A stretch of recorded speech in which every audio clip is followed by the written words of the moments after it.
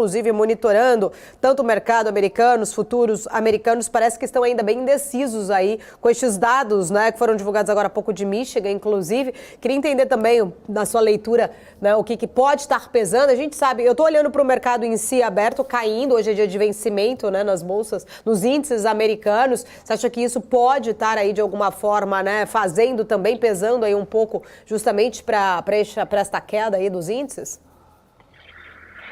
Sempre quando a gente tem vencimento de opções, e eles costumam ser bem grandes, porque agora virou um cassino, né? Essas opções de curto prazo, principalmente com volumes muito grandes, o mercado fica muito nos interesses dos vencimentos.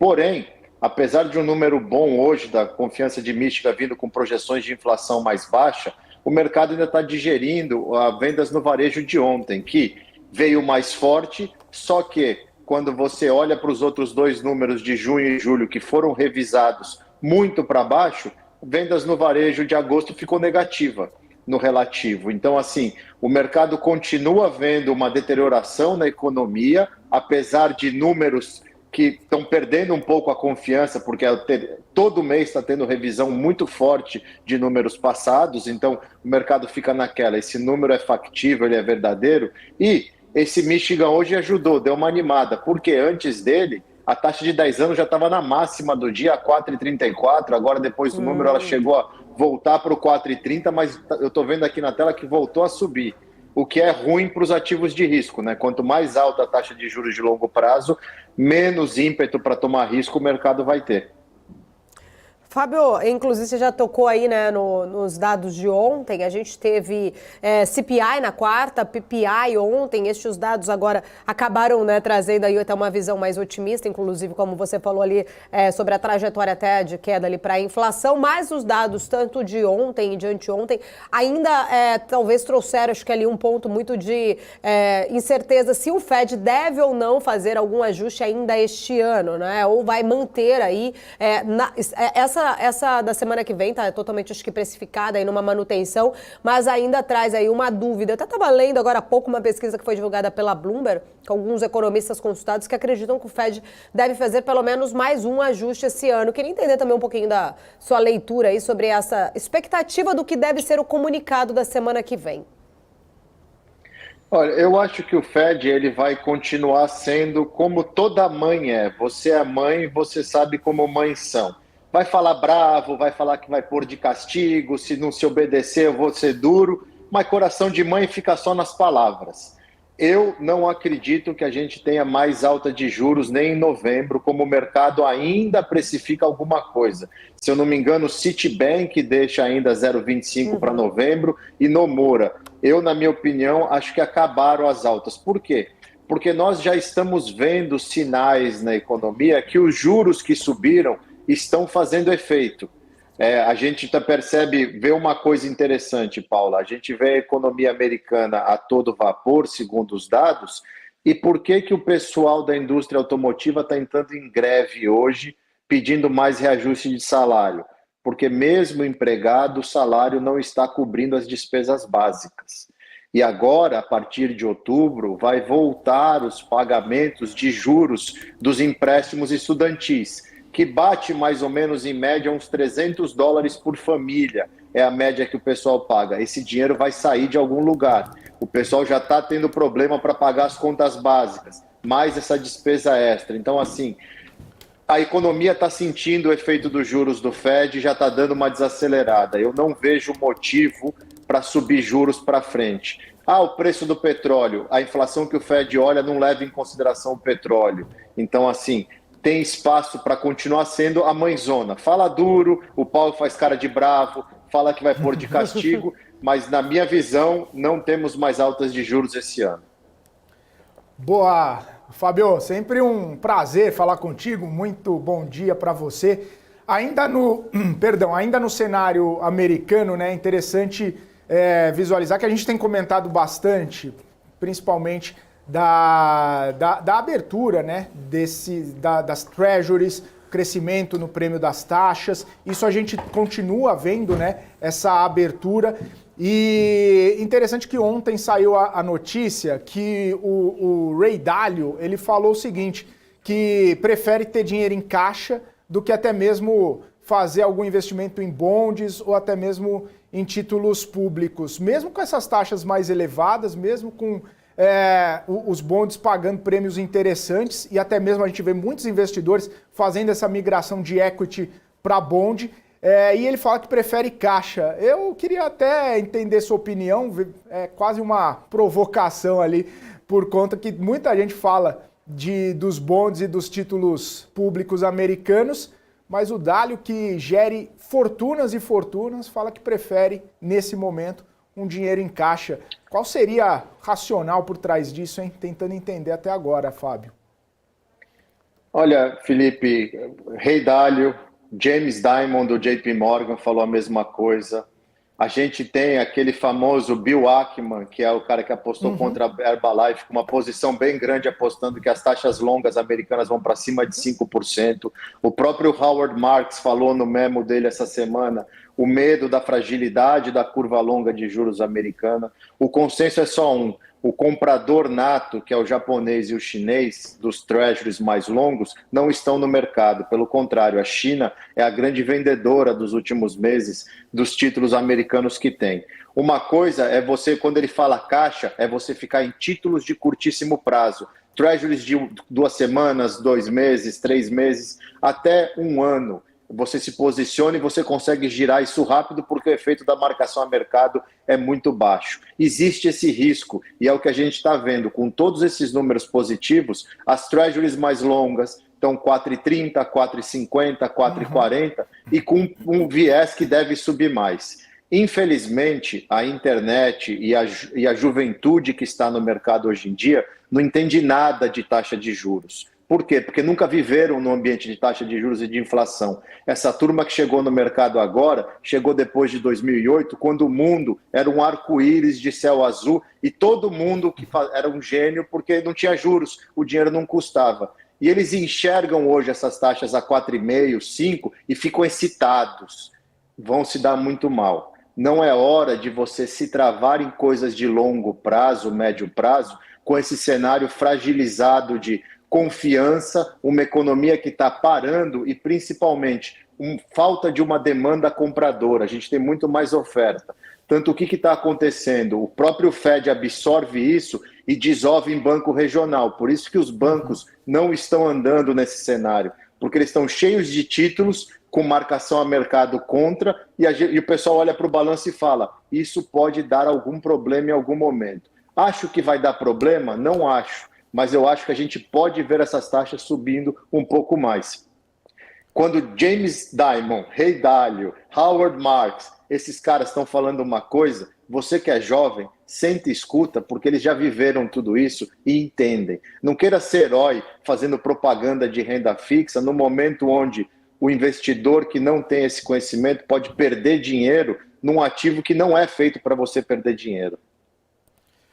É o famoso cabelo branco, né, o Fábio, sem fazer referências aqui, mas só até uma brincadeira, quem tem cabelo ainda branco tem que respeitar. E é interessante essa visão, o Fábio, porque se está projetando isso, é possível, e aí não seria um estresse muito grande, você comentou da marcação ao mercado, se essa taxa abre mais ainda, não pode ser um estresse ainda maior seja para o mercado de títulos, seja também para o mercado acionário americano, porque a gente está vendo 4,30 na T10, já é um patamar bastante elevado se a gente olha em retrospecto. Sim.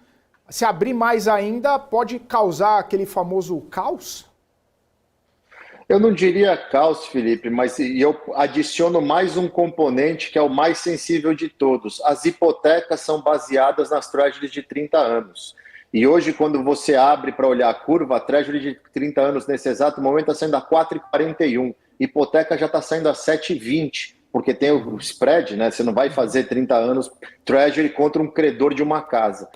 Isso que preocupa, porque você praticamente estagna a economia americana, que é muito aquecida por causa do setor imobiliário. Então, você tem uma série de possíveis problemas, mas, de novo, esse movimento já vem acontecendo, é um movimento lento e é muito um movimento de confiança. Do mesmo jeito que as taxas estão abrindo, eu acho que está nítido para todo mundo que acompanha um pouco de geopolítica e macroeconomia, que a própria China está há 3 meses estimulando a sua economia e não está conseguindo sair do lugar. O JP Morgan essa semana revisou o crescimento da China de volta para 5%, mas está solitário lá, o resto tem tudo crescimento perto de 4,20, 4,30. Isso mostra que a China, esse movimento de se desfazer do dinheiro, porque não adianta você ter ouro, você precisa ter dinheiro, e ela se desfez das treasuries, não foi muito acertado. O Xi está prestando conta para o conselho dos 50 principais, lá os anciões chineses, e ele está sendo pressionado. Eu não duvido que nesse embrolho todo a gente chegue num dado momento onde a própria China dê um cavalo de pau e volte a comprar os treasuries para fazer caixa, para poder ter moeda de troca com os países desenvolvidos. Então, falar que vai dar um problemão e tudo mais, eu não acho que é um problema tão grande como pode ser. Agora, em outro momento, eu não me travaria em renda fixa de médio e longo prazo agora, com essas perspectivas, eu esperaria. Fábio, eu quero entrar aqui na conversa, já que você citou em China, e a gente teve hoje, né? Deixa eu só me arrumar aqui, né? Porque senão daqui a pouco eu tô toda torta aqui na nossa tela. Ó, você que falou agora há pouco de China, a gente teve dados, inclusive, né? Que trouxeram, acho que um ânimo ali, dados positivos da China. Alguns especialistas acreditam, na verdade, eu estava até lendo aqui muito nas agências internacionais, que essas surpresas, vamos dizer assim, positivas da atividade da China agora em agosto, podem sugerir que aquela recessão, né? Pode estar chegando ali no nível mais baixo. Eu queria entender também um pouquinho da sua análise sobre este assunto. Eu não acredito nisso, Paula, principalmente porque os dados são chineses. A gente fez uma conta contrária e é muito interessante isso. Por exemplo, balança comercial chinesa, eles soltaram um número super positivo. Aí você faz a conta vindo pelos clientes e os importadores e exportadores chineses, a conta não bate.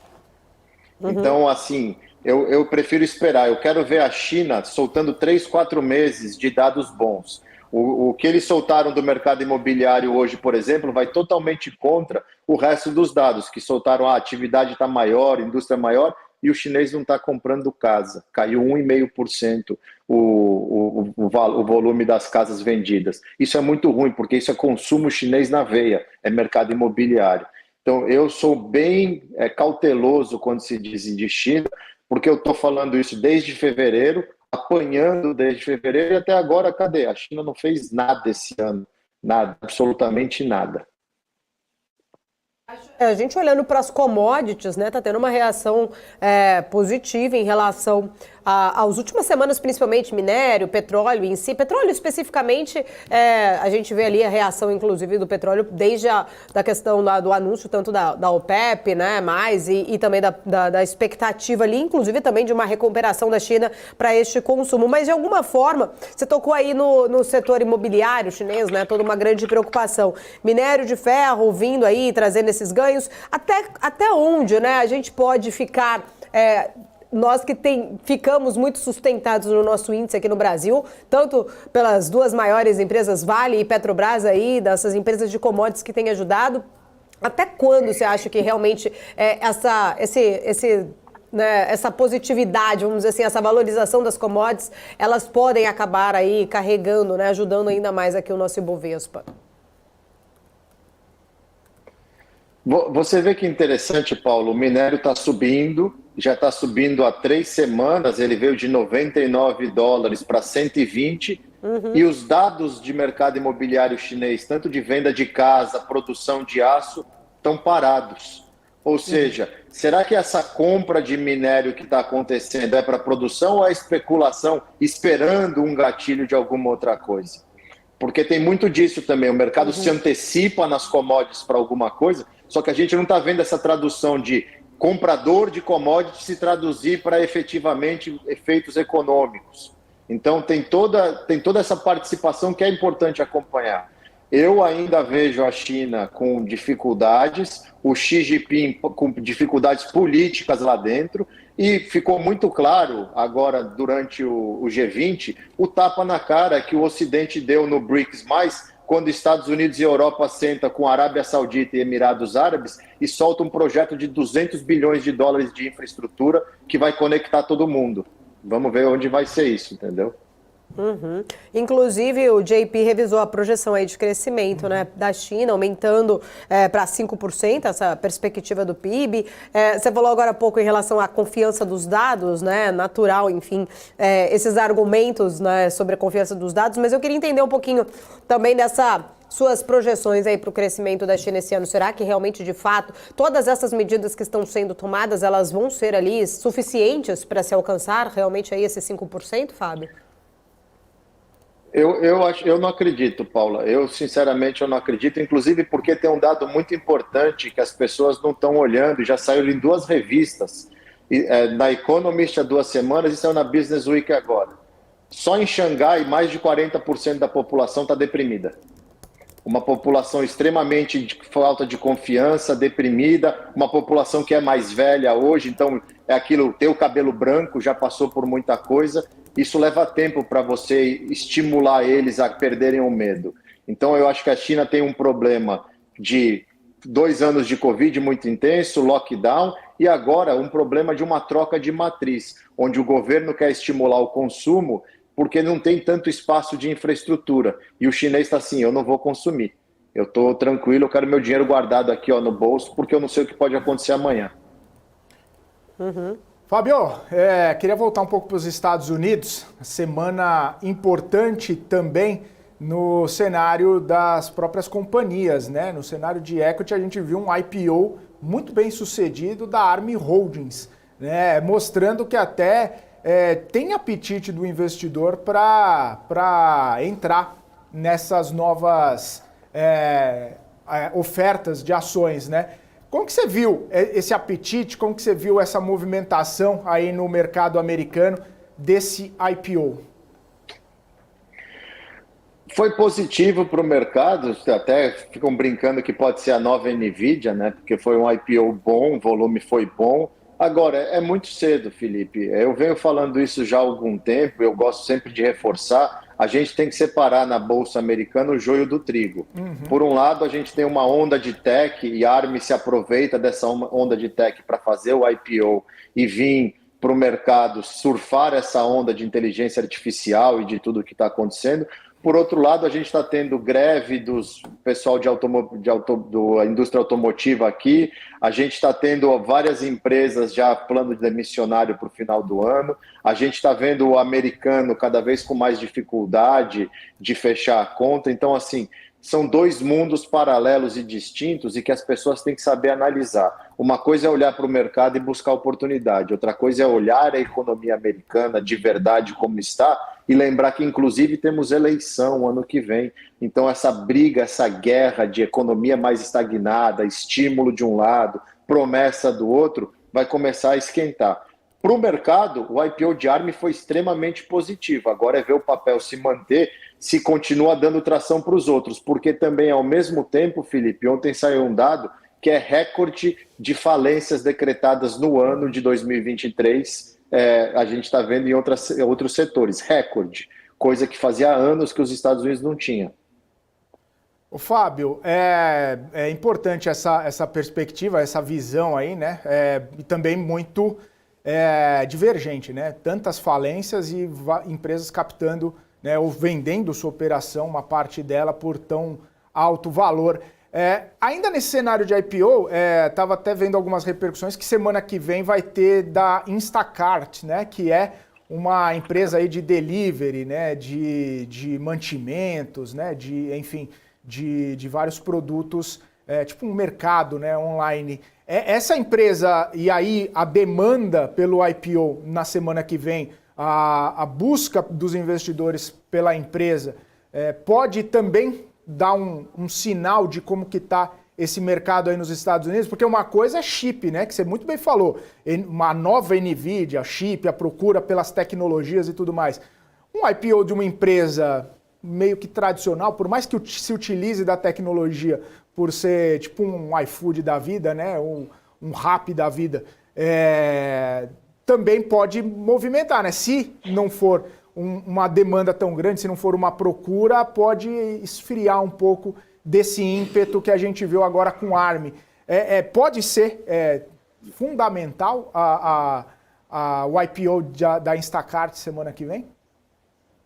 Eu acho que é um termômetro muito mais realista do apetite a risco do que a ARM, que todo mundo está chamando de uma possível nova NVIDIA, porque ela mexe com chips e semicondutores e é o que está demandado hoje. Uma coisa é você chegar com o bombom mais gostoso da caixa e todo mundo vai querer pegar o Alpino, pegar o Choquito. Agora, lembra aquele de coco, chamava Havaí? Sobrava sempre um de coco, um meio amargo, um com recheio de cereja. Exato, Caribe, bem lembrado. O Instacart é isso, é aquele bombom Caribe. Vamos ver se vai ter demanda na caixa, porque sim, por mais que ele tenha um braço de tecnologia, ele mexe com a economia real, delivery de coisa. E aí ele compete não só com a Amazon, com o varejo normal e com um povo que está consumindo menos. A gente pega os resultados, eu gosto muito de olhar, eu não sou analista fundamentalista, eu não faço valuation, mas eu uso o guidance das empresas para analisar o cenário macro, porque é o termômetro do que o cara que está investindo lá, o CFO, o CEO, tem que tomar de decisão para frente. E todos nas grandes varejistas estão extremamente preocupados, desde a Dollar General, que pega público D, público C, até o cara da Macy's, de uma Bloomingdale's, que pega o B, o A. Estão falando, olha, os desafios à frente são muito grandes, porque a gente tem uma taxa de juros alta, a gente tem ainda uma inflação resiliente, por mais que está caindo, e a gente está vendo que o poder de compra do americano não está acompanhando tudo isso. Então o Instacart é muito mais interessante analisar o apetite por ele do que uma que, é o Choquito, é o Alpino, aquele que só vem inclusive o sonho de valsa, no pacote, entendeu? Muito bom, Fábio, muito bom. Eu também não gostava desses aí citados, dos supracitados. Eu acho que ninguém, né? Era só para desovar um chocolate lá que o pessoal colocava na caixa, porque olha, vou te contar. Ô Fábio, tem uma notícia e eu queria repercutir com você, a gente sabe das suas opiniões fortes e contundentes aqui, mas tem uma notícia interessante sobre uma decisão do magistrado aqui no Brasil a respeito da Uber, que sinalizou que Uber tem que pagar uma multa bilionária por conta de falta de vínculo empregatício. E aí registrar CLT praticamente todos os motoristas. Claro que ainda cabe recurso e tudo mais, mas aí inviabiliza muito do modelo de negócio de Uber e de várias outras empresas que estão no mercado atualmente, né? Infelizmente mais uma vez o governo querendo intervir no livre mercado. E o que as pessoas não pensam é quantos pais de famílias, mães de famílias que fazem o seu sustento hoje com a flexibilidade de poder fazer um Uber, onde você não tem horário, você faz o seu horário, você é um pouco mais livre e vai ser prejudicado porque é muito simples. Se resolve isso muito simplesmente, Felipe. A empresa vai embora do país, como ela já foi de alguns países, se eu não me engano, ela foi embora da Colômbia por causa da mesma coisa, o que é muito triste. O governo deveria pensar em outras formas de preservar o livre mercado e ajudar a criação de emprego. Porque, infelizmente, e não é esse governo, a maioria dos governos no Brasil, eles estão mais preocupados em ajudar as suas alianças e mais atrapalhar o povo do que ajudar o povo. E o que é mais engraçado, ele atrapalha muito mais a base que elegeu ele do que os que não gostam dele.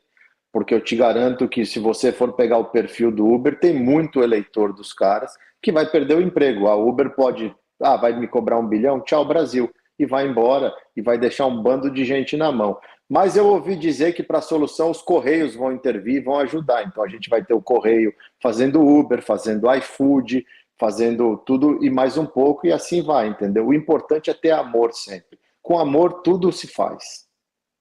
Boa, Fábio Fares, tá. Sexta-feira, né, Fábio? Hoje tá ali, gostei, com amor tudo se faz. O Felipe ficou aqui com graça que não come o chocolate lá, mas é mentira, viu, o Fábio? Ele sai comendo aqui qualquer chocolate que aparecer na frente dele, assim, tá? E muita gente aqui não vai nem entender a piada, talvez quem esteja nos assistindo ali no Caribe, né? Aquele chocolatinho que ficava por último lá na caixa, que ninguém queria, ficava meses ali, aí o dia que tava todo mundo ali desesperado por um doce, come ali, vai aquele. Mas não era o preferido de ninguém. Fábio, sempre muito bom tê-lo aqui com a gente. Obrigada mais uma semana por estar aqui. A gente se vê na semana que vem. Muito obrigado, Paulo. Um bom final de semana para todos aí. Melhoras para você, que eu vejo que está um pouco gripada. E a gente se vê a semana que vem. Como sempre, eu agradeço o espaço que vocês me dão aqui. A gente que agradece o seu tempo por estar aqui compartilhando tanto conhecimento com a gente. Obrigada, Fábio. Ótimo final de semana. Até semana que vem. Tchau, tchau. Tchau. Até mais. Vamos seguindo aqui na nossa programação da BMC News. Só para atualizar aqui algumas informações, olha só, estrangeiros trouxeram 142 milhões para a Bovespa na quarta-feira, tá? Na data da quarta-feira. O saldo, então, divulgado aqui com a data do dia 13 de setembro ficou positivo em 142